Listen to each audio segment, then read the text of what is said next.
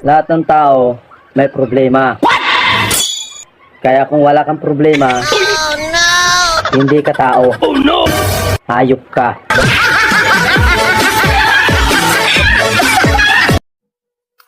Pre, sa kantang Leron-Leron Sinta, ano yung pinakamasakit? Nabali ang sanga. Hindi. Yung nahulog sa puno. Hindi yun, pre. May mas matindi pa. Ay, alam ko na. Yun yung humanap ng iba.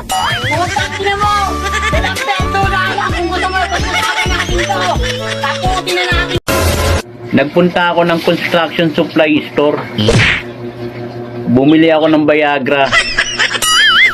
Tinawanan ba naman ako ng tindera?